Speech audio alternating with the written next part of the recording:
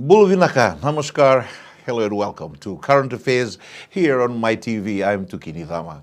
Thanks for joining me. Today we'll be looking at the top issues, our picks of the news of the week, and also we'll be going into part two of what was the first episode of this new series of Current Affairs, a focus on the increase in teenage pregnancies and also HIV/AIDS statistics, how they have just gone through the roof with the last news that came to hand.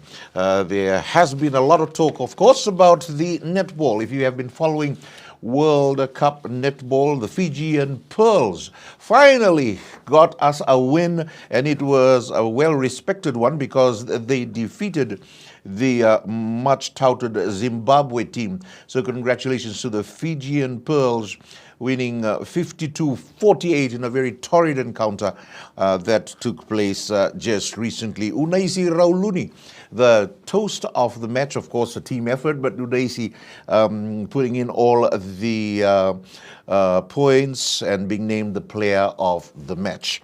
Pearls bouncing back, of course, earlier on, a loss to Tonga by the Fiji Pearls, the first time the two Pacific nations met ever in a World Cup in netball. Tonga, of course, showcased all of the Pacific Islanders' talents from New Zealand, especially their New Zealand shooter, former New Zealand shooter, Catherine Tuivaiti, who featured in the third quarter, that win by Tonga over the Fiji Pearls. And Fiji, of course, it's the first time, like I said, that they're meeting Tonga in the World Cup. Anyway, congratulations again to Fiji Pearls bouncing back to upset Zimbabwe. Well, we were wishing them all the best. The Fiji Water flying Fijians team in their matchup against Manu Samoa, and they have finally delivered again in their game against Manu Samoa. They followed their game plan according to their experts. And Semi Randrandra, in his interview, the captain of the Flying Fijians side, said that the win over Samoa was something that they actually learned a lot from. He said it was a privilege to play alongside the Fijian Drua team members in the national squad. And Randrandra indicated that it was a very tough game. Again, the score, Fijians were leading 30 points to 5 at halftime, but then Manu Samoa came back and they played a very strong game in the second half. And then the test debut for Ndrua's Yosefo Masi, after he ran into a pass by Randrandra early in the first half, scoring a try. Yosefo Masi, one of the highlights in the game. So that score, Flying Fijians, Fiji Water Flying Fijians team defeating Manu Samoa, and the score again 29-15. I love picking up on sports when we go to news and other current affairs issues. But now let's go into the meaty stuff of what happened over the week since we last met. We have a very special focus on Fiji tourism. The industry, Fiji tourism industry, has surpassed its revenue expectations last year, according to the latest stats that has just come out. And here they are, $2.09 billion they managed to rake in revenues for Fiji tourism. And that was between April and December last year. It's been established that majority of that has been coming in from the tourism market, from our traditional tourism sources of tourists, of course, Australia and New Zealand. So that's a big news from tourism. And we here at Current Affairs would like to, of course, congratulate Fiji Airways and how you've got all your original staff back, those that lost their jobs over COVID, those that for some reason or the other suffered from those losses of jobs were never taken back. A big thank you to the powers that be, and congratulations once again, knowing that you workers of Fiji Airways and the famous Fiji Smile is back up in the air. And the fact that you've just won an award recently for best service this side of the equator, Fiji Airways, full respect for you, and we're looking forward to you bringing more visitors from abroad. Right, moving on. Our focus also is on how water rates are going to remain the same. That is good news. Water rates, of course, how the cost of things are going up recently, and a great budget that was passed by the coalition government recently. News in our current affairs, of course, we focused on the fact that the announcement made by the Minister of Filipe Tuisawau announcing how the water rates is not going to increase a single cent, but will remain the same.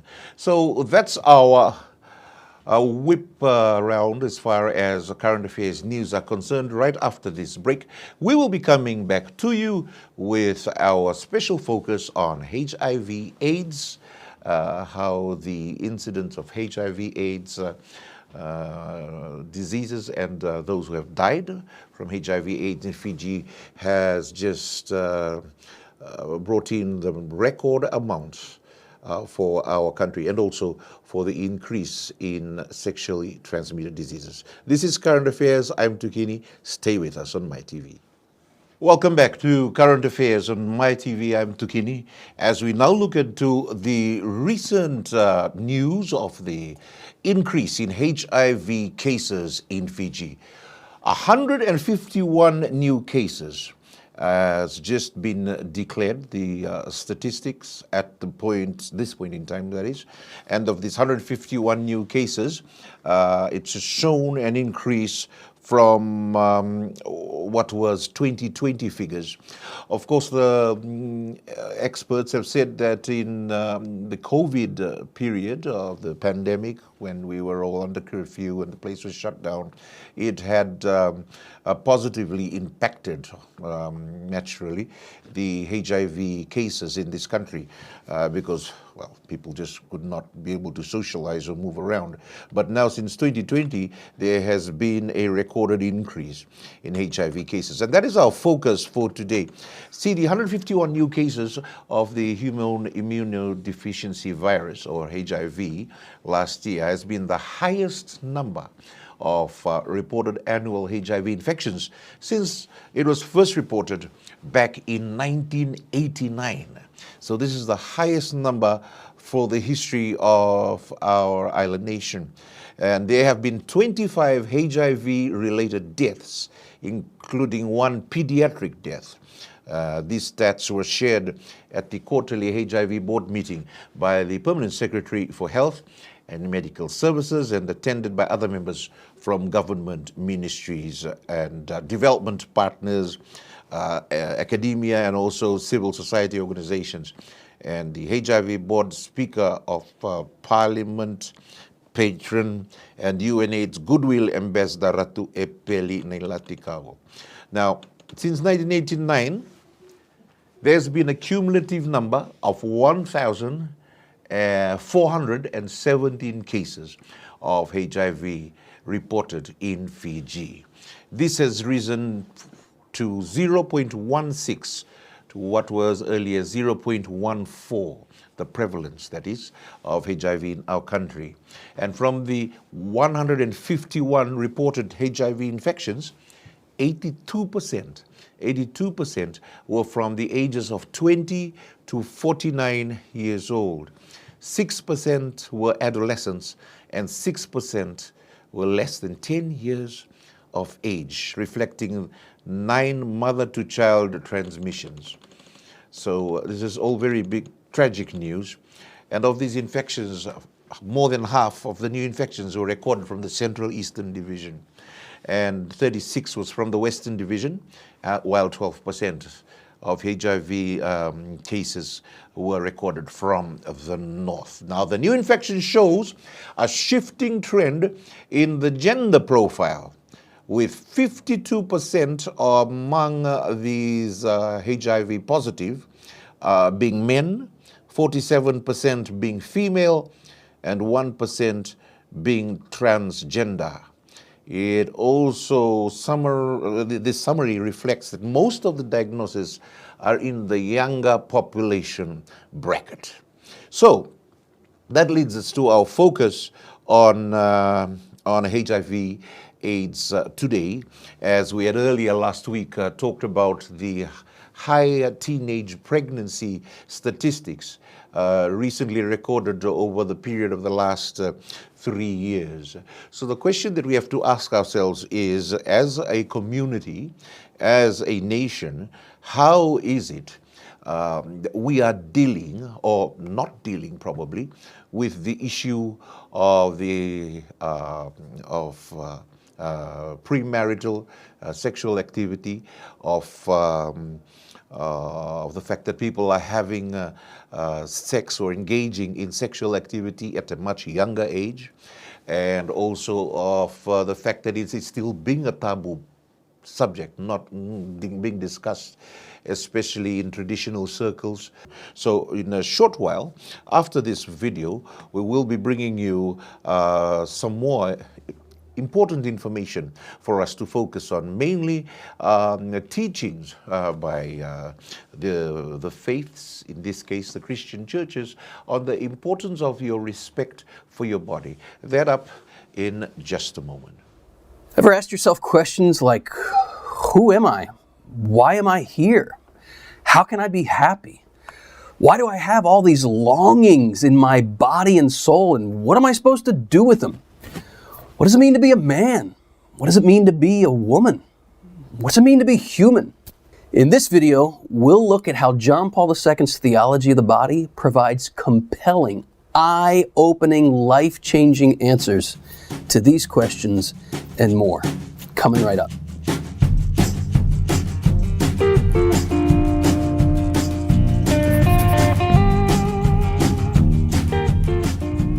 Hi everybody, I'm Christopher West from the Theology of the Body Institute, here to unfold in these videos how our earthly bodies reveal the secrets of heaven. If you're new to this channel and you're interested in diving deeply into what it means to be human, consider subscribing. So what is the theology of the body, and why should we care? First of all, Theology of the Body is an extensive collection of talks that John Paul II delivered, it's in this volume, between 1979 and 1984. Now that may seem like ancient history to many of us, but this man, I'm telling you, this man was ahead of his time. Way back in the early 80s, John Paul II was unfolding for us in his Theology of the Body talks a vision of human embodiment, particularly as it concerns our creation as male and female. What does it mean that God made us this way? God knows we are desperately in need of a compelling answer to that question in the world today. And I'll never forget, the first time I discovered this Theology of the Body in the early 90s, when I first read it, I felt like I was holding in my hands the answer to the crisis of our time. Somehow, I don't know how, this guy was able to put his finger on the deepest questions and yearnings of my being and show me a path to learn how to redirect those desires towards everything true, good, and beautiful. He told me for the first time I had heard it in my life, he told me that that ache I felt inside my whole life is called Eros, E-R-O-S. And he told me God gave us Eros to be like the fuel of a rocket that has the power to launch us to the stars, to infinity and beyond. He told me Christ doesn't want us to repress our erotic desires. Christ wants us to experience, he says, the fullness of Eros, which is the upward impulse of the human spirit towards the true, the good, and the beautiful, so that what is erotic, he says, might also become true, good, and beautiful. This was so compelling to me. I knew then I would spend the rest of my life studying this theology of the body and sharing it with the world. Now, here it is in a nutshell. Bear with me. He took 5 years to unfold it. I'm just scratching the surface of the surface's surface here. But if this piques your interest to want to learn more, this video will have served its purpose. Theology of the body is divided into 2 parts. The first part is called the words of Christ, and the second part is called the sacrament. There are 3 key words of Christ that John Paul II looks at to give us what he calls a complete or a total vision of what it means to be human. These are words that point us back to the beginning, before sin, words that look at how sin has distorted our experience of the body and sexuality, and the words of Jesus that point us to our destiny of the resurrection of the body. So let's look briefly at each of these. The first key word.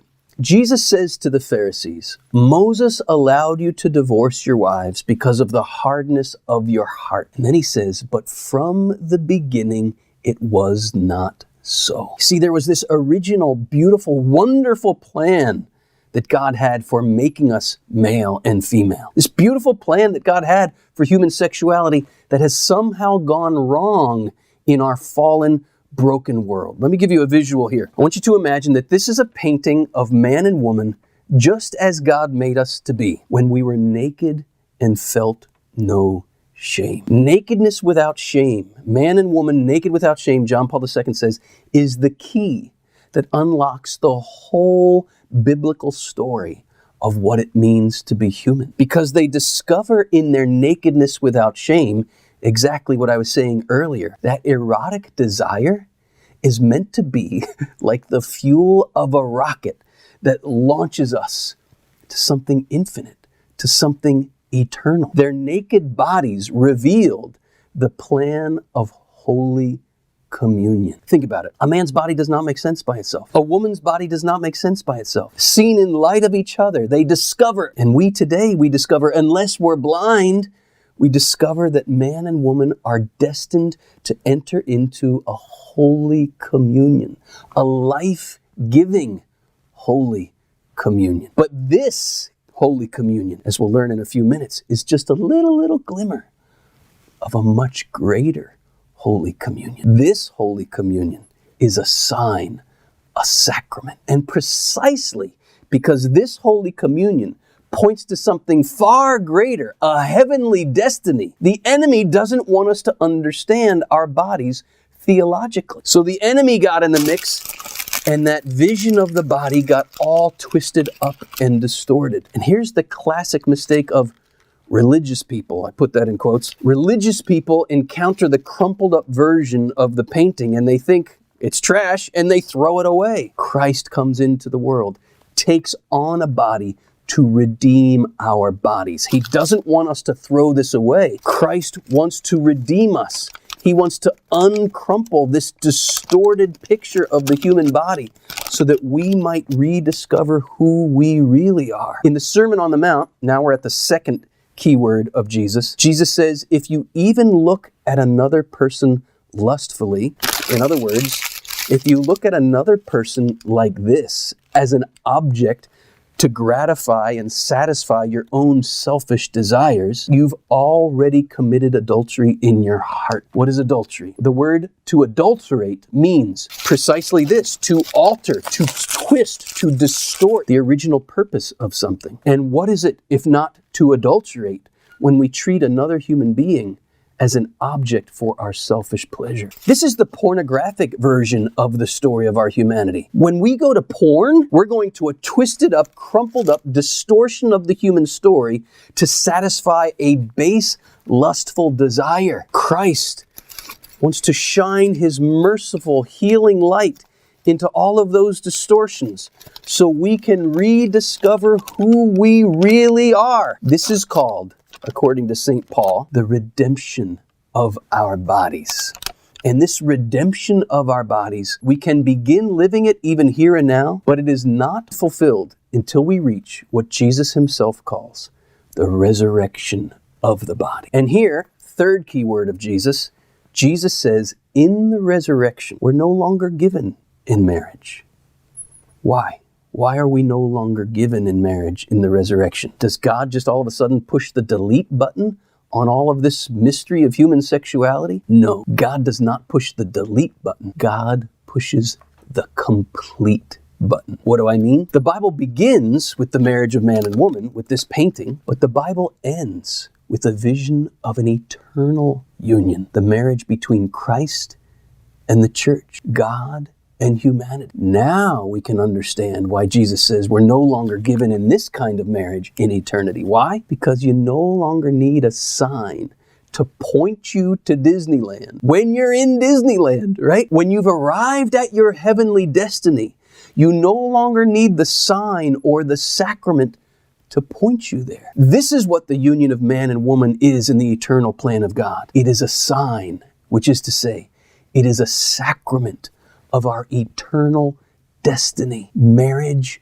with love eternal. That is our destiny. And this brings us to part 2 of the theology of the body, called the sacrament, where John Paul II reflects primarily on Ephesians chapter 5. And primarily within that chapter, he reflects on verses 31 to 32. He says, and here we have the crowning theme of all of Scripture. He says this here in these 2 verses, which I'll share with you in just a moment. He says we have a summary of everything God wants to tell us about who He is, who we are, why we're here, how to find happiness, what our ultimate destiny is, and how to get there.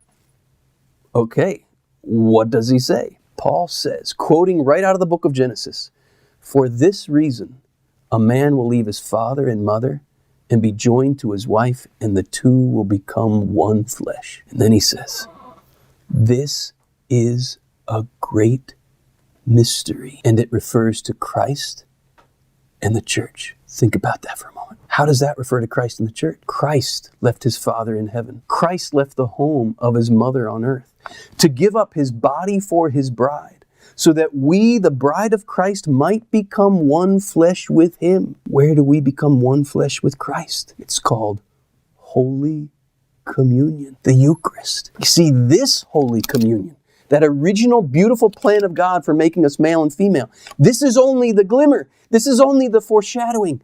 This is only the sign and sacrament that points us to our eternal destiny, union with God forever, in a bliss and ecstasy that is only dimly foreshadowed by that joy and delight of the two becoming one flesh. You see, our bodies are not only biological, our bodies are theological. They tell a divine story. Come and become one who sees, Jesus says. Come, become one who sees the greatness that God has chiseled in our bodies. Lord, open our eyes to the wonder of the theology of our bodies.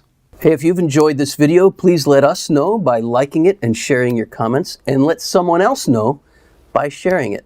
Also, if you subscribe and hit the notification bell, you will be the first to know when we post another video unfolding how your body reveals the secrets of heaven.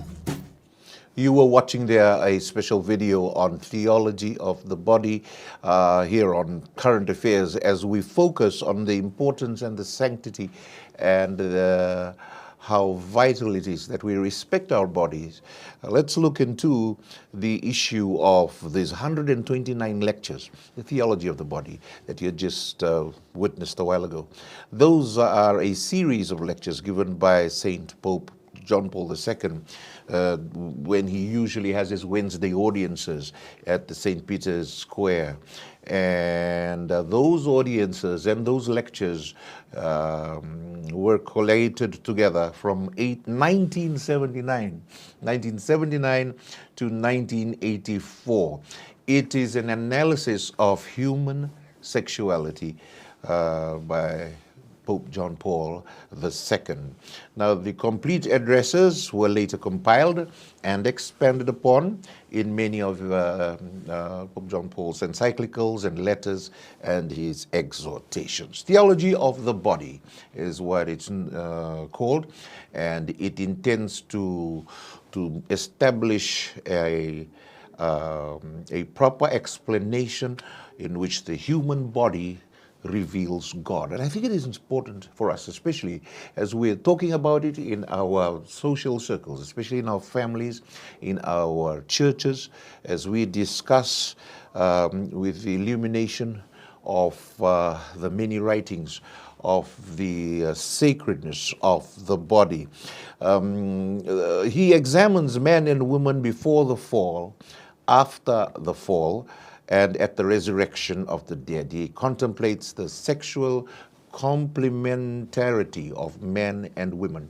And if I can explain more, he explores the nature of marriage, the nature of celibacy, and also the nature of virginity. There's even teachings on contraception and other related issues that are very important to our human development and our understanding of sexuality and our bodies as we develop in his encyclical called Humanae Vitae. So it's a central thesis, and it's called Theology of the Body, which we'll be expanding on much later on. Let us now go to the importance of questions on the issue of our body. And I think it's best that we start with the scriptures. What does the Bible say about our bodies? 1 Corinthians chapter 6, verses 19 and 20 says, "Your body is a temple of the Holy Spirit that is within you, and you are not your own. You have been bought with a price. So glorify God in your body." And the two main parts of the theology of the body for people to understand is that, one, what's it mean to be human? Okay? What does it mean to be human? And the second part is, how do I live my life in a way that brings true happiness and fulfillment? As we speak more about how important the body is in Christianity, and I'm sure all the major faiths have got a lot of deep insights into the importance of our body. The human person is created in God's image to be resurrected on the last day. Now, his or her body is worthy of respect. It is in the body, or more precisely, through it, that the human person is called to glorify and reveal the presence of God, manifested in the love between human beings, right? And of course, the focus on a man and a woman expressing their love through the marital act, which is, of course,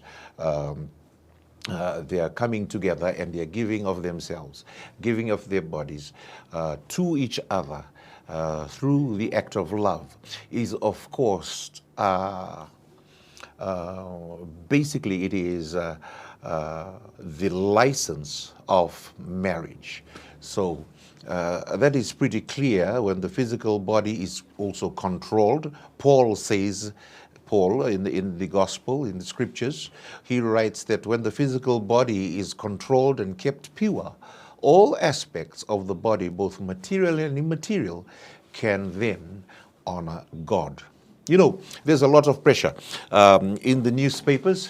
There's a lot of reflections on it. The Fiji Times, the day we come to record this show, is talking about how young people today are under a lot of pressure from social media, and they're going away from their traditional sources of authority, like the home, like the churches, the traditional leaders. They're getting their information elsewhere from peers, through peer pressure, and also from social media. Now, the importance nowadays for young people is to be more rooted and more grounded in the family. The importance is there for parents, for guardians, to communicate more with young people and to get the issue of sex and their realization of their bodies, especially maturing and and being sexually aware of themselves, to be an issue that they talk about in their family. So I think the onus is on parents, okay, for elders to discuss this more, to actually bringing out into the open so that it's no longer a taboo subject, the issue of sexuality, especially for our young people who are coming out of their teens, because the reality is right there it's in our faces, telling us of the dangers of children getting their information from their peers, from social media, and of course being misled and not respecting themselves and the sacredness of their bodies, not